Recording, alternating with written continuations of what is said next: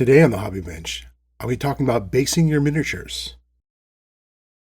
So today I'm going to be talking about putting a little extra effort into your bases. You can see the figure I have here. It looks pretty good.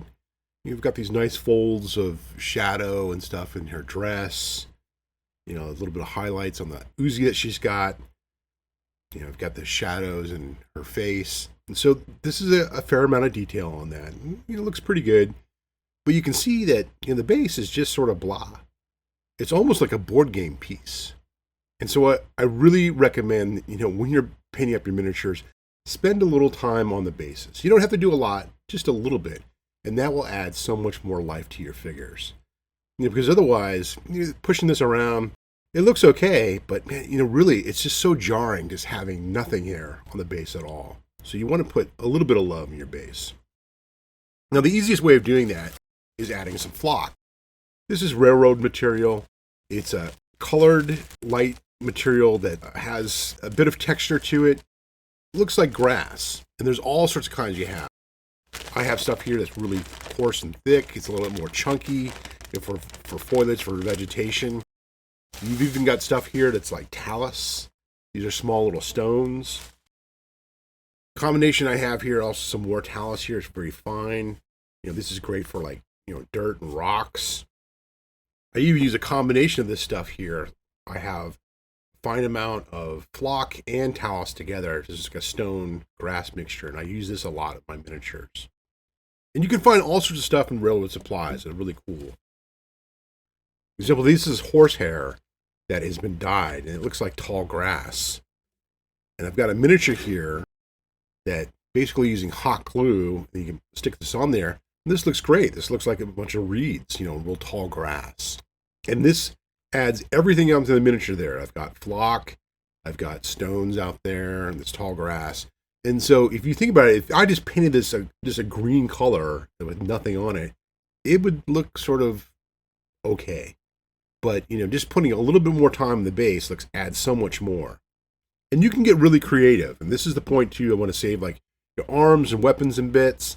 Especially for a lot of sci-fi or fantasy, you could have hacked off arms or old weapons lying around. Try to be a little creative a little bit with your bases. I have these zip ties, and so I ended up cutting off chunks of these and adding them to my sci-fi bases. And this is pretty cool because it looks like maybe on the deck of a ship or something like that, and it's got a little bit more detail on that. And that's just something to add some life to these miniatures. Using simple things like that can really just add a little bit more interest to the figure and allow it to give a little bit more life to everything. So, I'm going to be working with this miniature here. Initially, what I'm going to be doing is just doing some light gray, and I'm going to be doing that just to sort of break that up and make it look a little bit like concrete. But then I'm going to add a little bit more flock, and I'll show you how to do that in just a moment. So you can see my miniature here. I've dry brushed a little bit of lighter gray on this, and it sort of breaks it up, so it sort of almost looks like some type of asphalt or concrete. Now, these figures I use is for County Road Z. It's supposed to be more of a rural setting, but I want to have a little bit of flexibility, maybe looking at good on both. So I painted it up more as an urban setting, but I'm going to add a little bit of flock to this just to add some greenery, sort of break that up a little bit. Look like it's a type of small town maybe that's been overrun and deteriorated.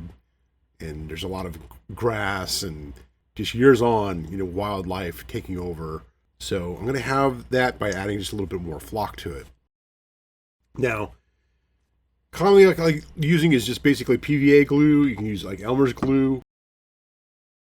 Also have Mod Podge here. It's really a great type of glue to use for that. And so it's just basically your white glue.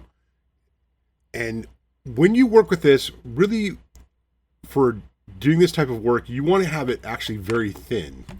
So I'm going to use quite a bit of water here to thin that out.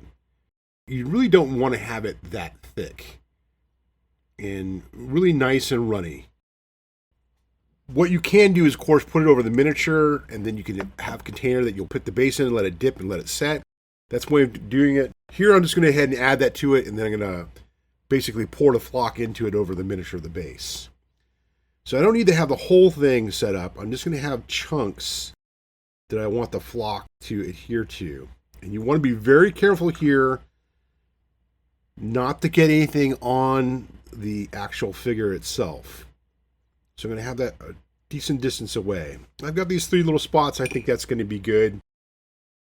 You also want to make sure you're using a really old brush. This is an old crappy brush I have here. I mean, you can look at that. It looks disgusting, but that's fine because this is, for this application, it's perfect.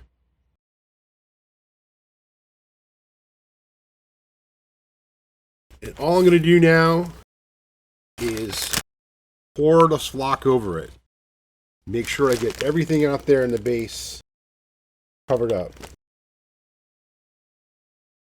And try not to do that.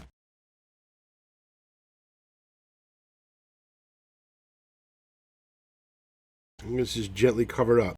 I'm not going to press down or anything of that sort. I'm just going to let that dry, and it's going to absorb the glue and adhere to that, and that's about it. And you want to let this go for several hours. Almost overnight would be probably best.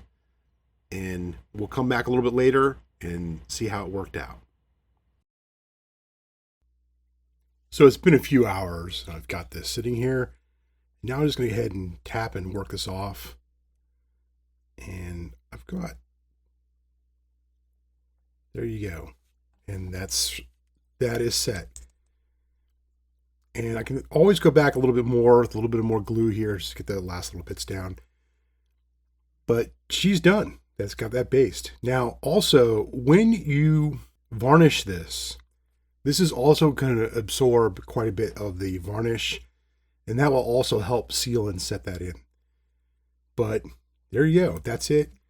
And this little bit that you do for this, that adds more to the figure overall. Definitely want to try doing some basing for your figures.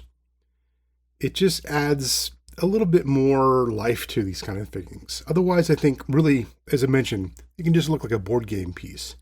But now you've got something out there. Looking at that adds just a little bit more of a dynamic pose to it. So for sure, I always say, just spend a little time working on your bases. And next up, I'll be talking about varnishing.